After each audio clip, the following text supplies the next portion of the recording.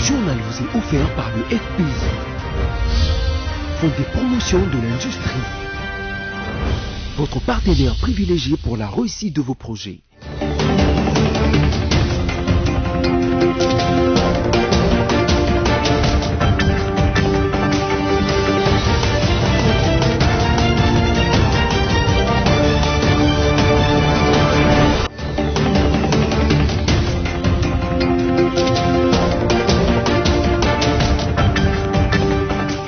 L'actualité, c'est maintenant sur votre chaîne, mesdames et messieurs. Tout de suite, le titre de ce journal. Edi Kapende et ses compagnons inculpés dans l'affaire assassinat de Laurent-Désiré Kabila ont quitté la prison centrale de Makala après 20 ans de détention. Et puis, dans ce journal, la réaction du rapporteur de l'Assemblée nationale sur l'affaire 12 millions de dollars américains du budget pour l'organisation de la session extraordinaire. 8 janvier 1996, 8 janvier 2021, 25 ans déjà, jour après jour, depuis que l'Antonov AN-30DB de la compagnie Cibé Surleft échouait au marché Tipka après un décollage manqué à l'aéroport de Ndolo à Kinshasa. Encore une fois de plus, bienvenue. Ouvrons ce journal en justice. Après 20 longues années passées à la prison centrale de Makala, le colonel Edi Kapende et ses compagnons sont enfin libérables. Inculpés depuis 2001 pour assassinat de l'ancien président de la République, Laurent-Désiré Kabila, c'est en présence du vice-ministre de la Justice, Bernard Takaiché, qu'ils ont obtenu leur certificat de fin de détention. Une libération qui fait suite à l'ordonnance numéro 20/150 du 30 décembre 2020. Suivez. C'est à la prison centrale de Makala que s'est déroulée ce vendredi 8 janvier 2021 la cérémonie de libération de condamnés dans l'affaire de l'assassinat de l'ancien président Mouzé Laurent-Désiré Kabila. Au total, 22 personnes ont retrouvé la liberté. De cris de joie, de pleurs et de chansons ont été entonnés pour accueillir ces prisonniers.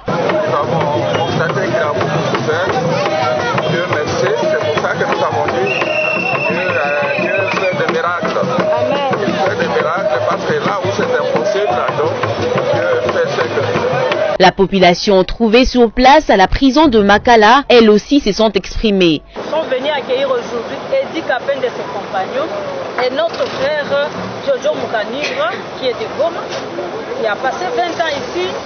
Quand on l'a arrêté, il avait à peine 20 quelques années. Aujourd'hui, il sort avec 40 quelques années. Il y a 20 ans de sa vie qui a été gelée dans un frigo. Mais aujourd'hui, le président Félix a décidé de geler cette vie. Et aujourd'hui, Jojo, Edi Kapende et compagnie vont retrouver leur vie. Nous disons merci et longue vie au président Félix Antoine Tshisekedi. Immense joie de voir mon papa Georges Mangasaleta injustement incarcéré pendant 20 ans. Donc 20 ans de prison injustement. Il était en Europe, il s'en dit par rapport à l'assassinat de notre président Laurent-Désiré Kabila, étant donné qu'il était le directeur des services de renseignement de ANR.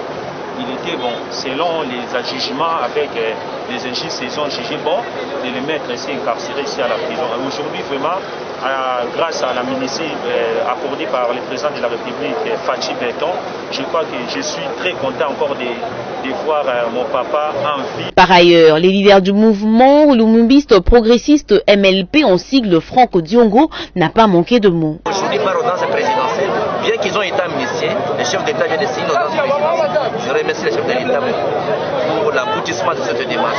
C'est pourquoi je suis venu moi-même pour prendre nos frères qui ont été amnistiés et qui ont été graciés par le chef de l'État. Rappelons que le colonel Edi Kapende et sa suite étaient incarcérés dans la prison centrale de Makala depuis janvier 2001 dans l'affaire assassinat de l'ancien président Laurent-Désiré Kabila. En bref et en images, le directeur des cabinets intérimaires du chef de l'État, le professeur Eberand Kolongele, a à travers un communiqué notifié les personnalités qui vont accompagner Modeste Batilukwebo dans sa mission d'informateur en raison des zones linguistiques. Il s'agit donc de Sami Badibanga du Kasaï, Ewanga Jean-Bertrand de l'Équateur, Rémi Massamba du Congo central, Dani Banza pour l'ensemble de l'Est du pays swahiliphone et Jean-Tini Ngobilambaka pour le compte de la province capitale Kinshasa. Une mission qui ouvrira la voie à la formation d'un nouveau gouvernement de l'Union sacrée de la nation.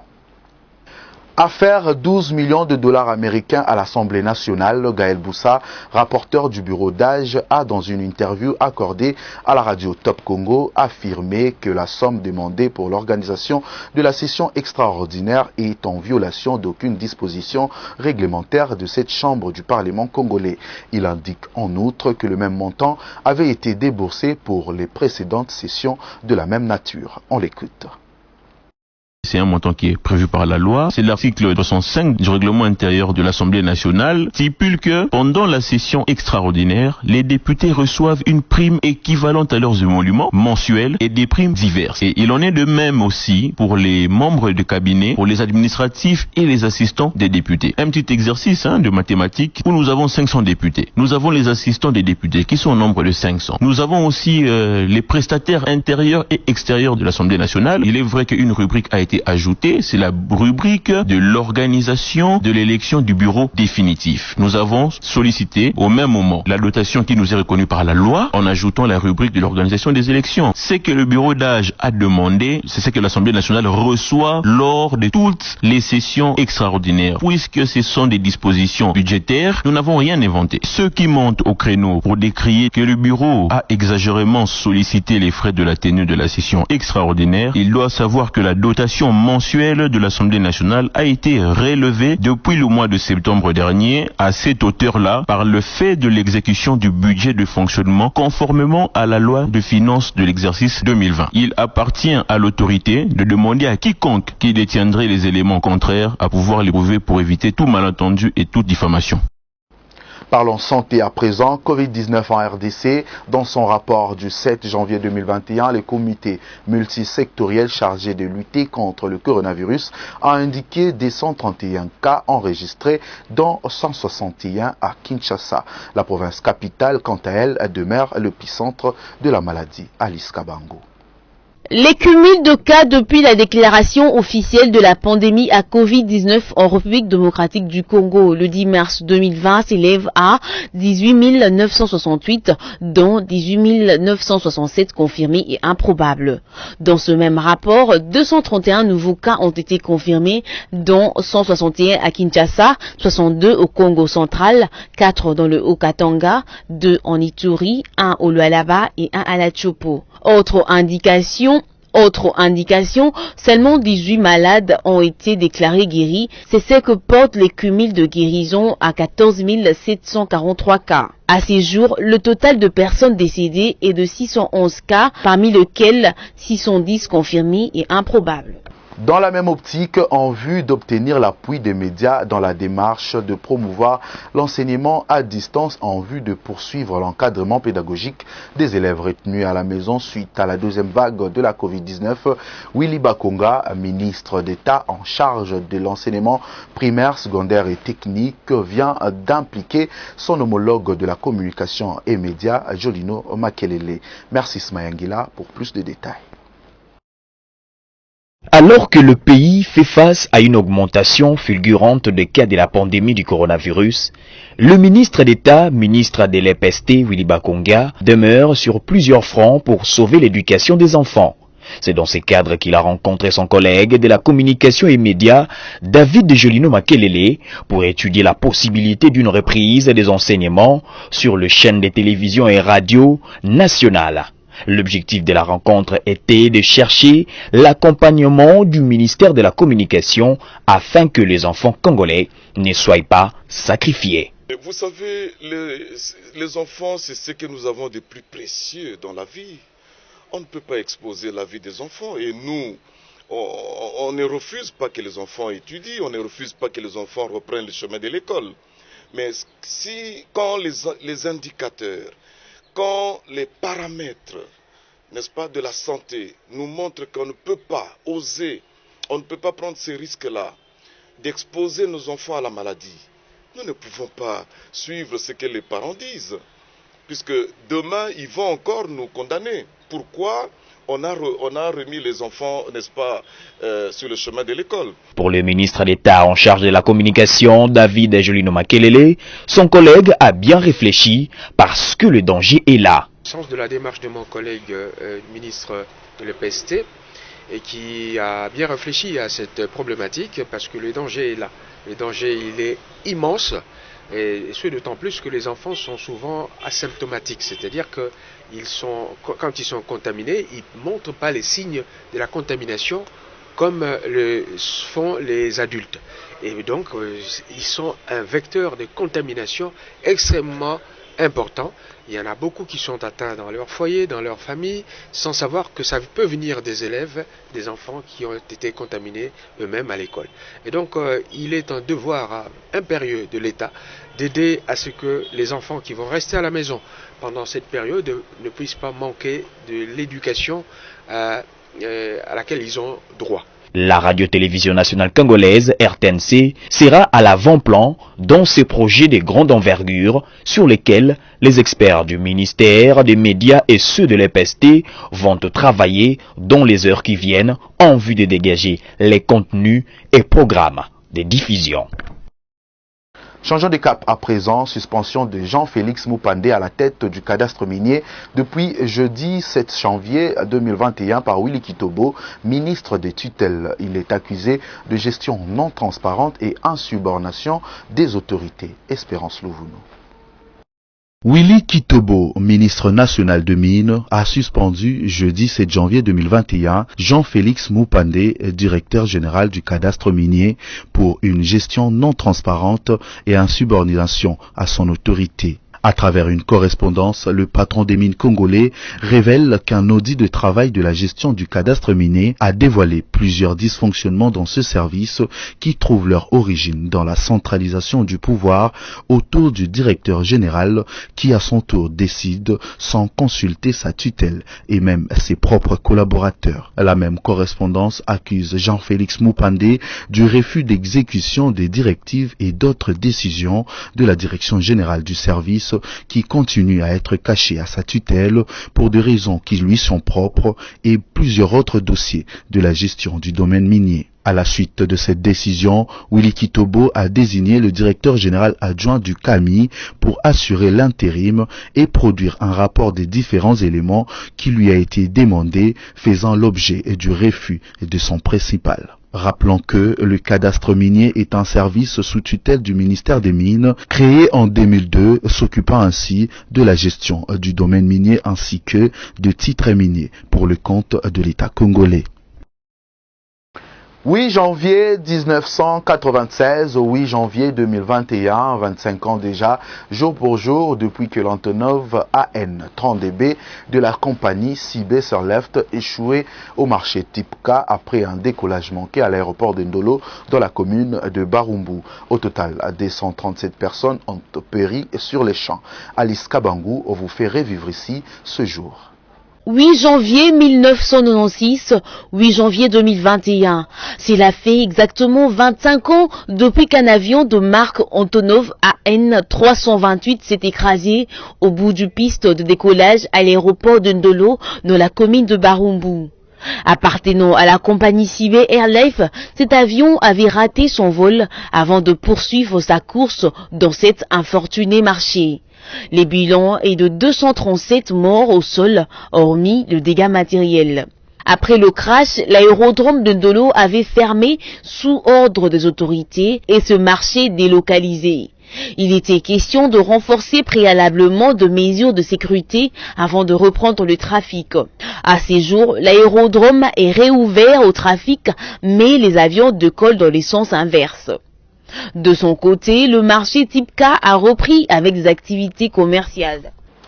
À l'intérieur du pays, nous sommes au Maniema. L'Office de voirie et drainage OVD a lancé, sous l'égide de son directeur général Patrice Kitebi Sakrini, les travaux de réhabilitation de la route nationale numéro 31 à partir du territoire des Kasongo en début de la semaine.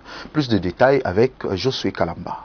L'office de route, avec le management de son directeur général Herman Moutima Sakrini, n'épargne aucun effort pour mener à bien sa mission. En début de cette semaine, le directeur général Moutima, accompagné de la direction provinciale du Maniema, a, dans le cadre du programme d'entretien routier 2020, lancé le travaux sur la route nationale numéro 31 à partir du territoire de Kasongo afin de relier le 9 axes de manière à atteindre Kindu, le chef-lieu de la province du Maniema. Financé par le Fonds national d'entretien routier FONER, ce travaux consiste en la suppression de bourbiers, l'élargissement de la chaussée, ainsi qu'en d'autres travaux connexes.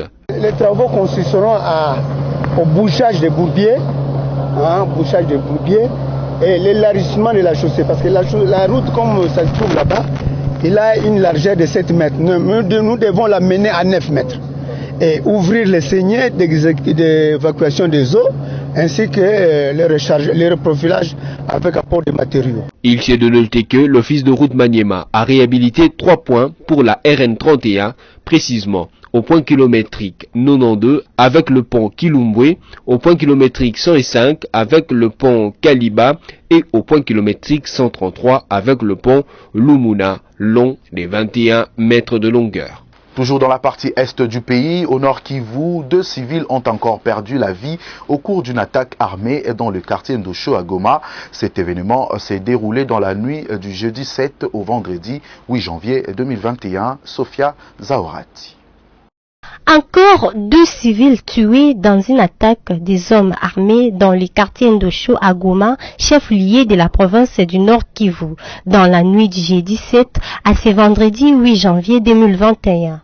L'assassinat de ces civils s'est produit dans l'avenue Kassavobu et l'autre sur l'avenue Renga. La police dit avoir réagi contre cette deuxième attaque et un assaillant a été abattu et son arme récupérée. L'autorité du quartier déplore cet énième cas d'insécurité dans son entité après celui de la nuit du 30 au 31 décembre dernier qui avait coûté la vie à un civil. Rappelons que le 4 décembre dernier, 7 personnes ont été tuées dans une autre attaque dans ces mêmes quartiers. De nombreux cas de kidnapping sont aussi enregistrés et les assaillants ne sont jamais retrouvés.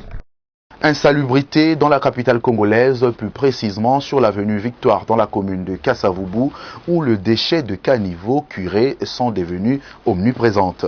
L'équipe de reporters de BSC TV, Christelle Genda et Généreuse Essengo vous ont fait les constats. Suivez. En dehors du délabrement de la chaussée, au niveau de l'entrée de l'avenue Éthiopie, la place Victoire fait face à l'insalubrité. Celle-ci est causée par les immondices sortis des caniveaux et qui ne sont toujours pas évacués. Une situation qui tourmente non seulement les vendeurs et opérateurs économiques du coin, mais également les usagers de ces grands carrefours quinois, sans oublier les habitants des environs. L'actualité en dehors de nos frontières à présent, on n'est pas encore à la fin des épopées post-électorales dramatiques en République centrafricaine après les détonations d'armes d'avant les scrutins présidentiels du 27 décembre dernier. La contestation de la victoire de Faustin Félix Touadéra au 4 janvier 2021 a conduit jeudi 7 à Bangui au dépôt d'une demande d'annulation des résultats à la Cour constitutionnelle par les collectifs des opposants. Sami Bosongo. Dépôt par l'avocat et l'ancien Premier ministre Nicolas Tiangaye, jeudi 6 janvier à la nuit tombante à Bangui, d'une requête en annulation du scrutin présidentiel du 27 décembre 2020 et pour l'organisation d'une nouvelle élection à la Cour constitutionnelle de la République centrafricaine au nom des opposants. Ces derniers sont Anissé Georges Dolokele, Martin Zikele, Mahamat Kamoun, Krepem Boligumba, Alexandre Ferdinand Wende, Abdou Karim Mekassoa, Catherine Samba Panza, Nicolas Tiangaye et Désiré Kolingba. Dans cette requête, ces opposants dénoncent une proportion inquiétante de votes par dérogation, la non-remise des procès-verbaux aux représentants des candidats, des manœuvres d'intimidation, des achats de votes et des fraudes massives.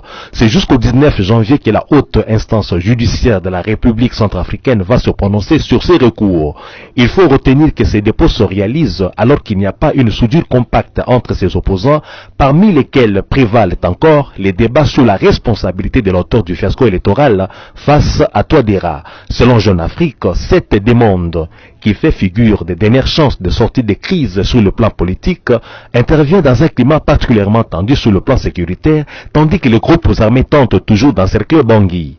Notez que la centrale électorale centrafricaine a annoncé le lundi 4 janvier la réélection du président Faustin Archange Touadéra dès le premier tour de la présidentielle. Une réélection contestée depuis par l'opposition, ce qui a plongé le pays dans une crise post-électorale après le crépitement d'armes d'avant le scrutin qui avait visé sa non-tenue.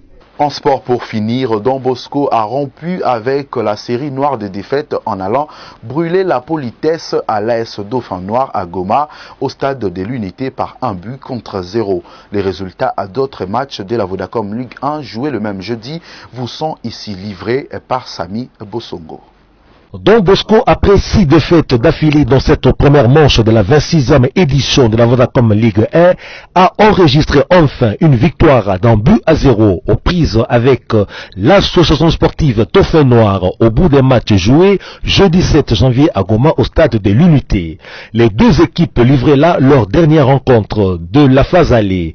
Don Bosco s'en sort avec 17 points et -3 des différences de but, alors que Dauphin Noir a gagné 12 points pour une différence de but de -7. Au stade Dominique Dur de Kolwezi dans le Lualaba, l'association sportive Simba a terrassé Lubumbashi Sport le même jeudi par 2-0. Le club hôte jouait son dernier match de la phase aller qui termine avec 12 points et -13 de goal average. En Mbujimayi au stade de Kashala Bonzola, Sanga Balindi a renoué avec la victoire après la déconfiture face à l'association sportive Vita Club en l'emportant sur la jeunesse sportive de Kinshasa par la petite marque d'un but à brosse. Le podium dans le classement provisoire après son rencontre est occupé par les tout-puissants Mazembe, l'association sportive Vita Club et le football club Lupopo qui ont tous livré 14 duels. Le tout-puissant Mazembe a 32 points et plus 19 de goal average. L'association sportive Vita Club a 32 points plus 14 de différence de but et le football club Lupopo 29 points plus 10 de différence de but. Restez avec nous, l'actualité se poursuit avec la revue de presse de Josué Kalamba. Bienvenue à la revue de presse de ce jour que nous ouvrons avec ce titre de l'agence congolaise de presse, tentative d'enlèvement du questeur du Sénat, selon le rapporteur de la Chambre haute. Une escouade d'hommes porteurs d'armes de guerre et d'uniformes de forme de défense et de sécurité ont tenté d'enlever de sa résidence dans la soirée du mardi 5 janvier 2021 le questeur du Sénat, Roubouye Akizimwami Eric, a relevé jeudi au Palais du Peuple le rapporteur du Sénat, le prof Kaumba Lufunda, lors d'un point de presse. Le rapporteur du Sénat a précisé en outre que des policiers sont venus par la suite retirer une partie de sa garde, pourtant régulièrement commise à sa protection. Ces hommes, a-t-il renseigné, ne disposaient d'aucun mandat de justice, mais prétendaient selon lui venir lutter contre la corruption et le blanchiment d'argent. Poursuivant avec actualité.cd qui écrit RDC, Félix Tshisekedi a accordé jeudi une audience au boxeur congolais Junior Ilunga Makabu.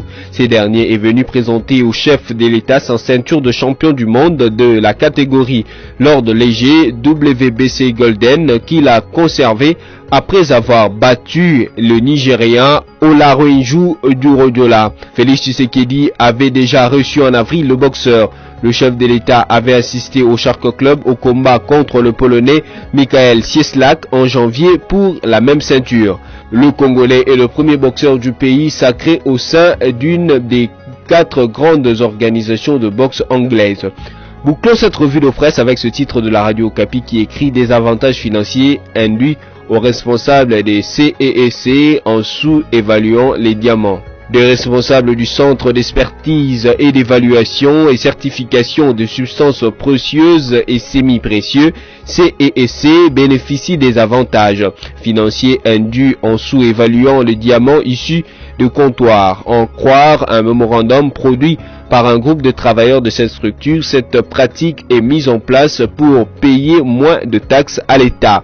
Ce groupe de travailleurs de CEEC indique aussi que la filière diamantifère a été tuée de force depuis 2011 en intuition, un flou sur toute la chaîne de possession de diamants partant des sites de commercialisation jusqu'à l'exportation. C'est tout pour cette revue de presse. Merci de l'avoir suivi.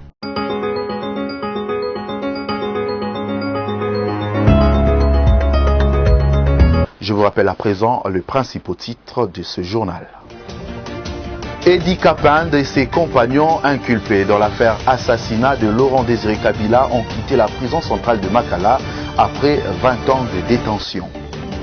Et puis, dans ce journal, la réaction du rapporteur de l'Assemblée nationale sur l'affaire 12 millions de dollars américains du budget pour l'organisation de la session extraordinaire. 8 janvier 1996, 8 janvier 2021, 25 ans déjà, jour après jour, depuis que l'Antonov AN-30DB de la compagnie Sibé Left échoué au marché Tipka après un décollage manqué à l'aéroport de Ndolo à Kinshasa. Vous l'avez bien compris, mesdames et messieurs, c'est par ici que ce journal se termine complètement. Restez en bonne compagnie de nos programmes.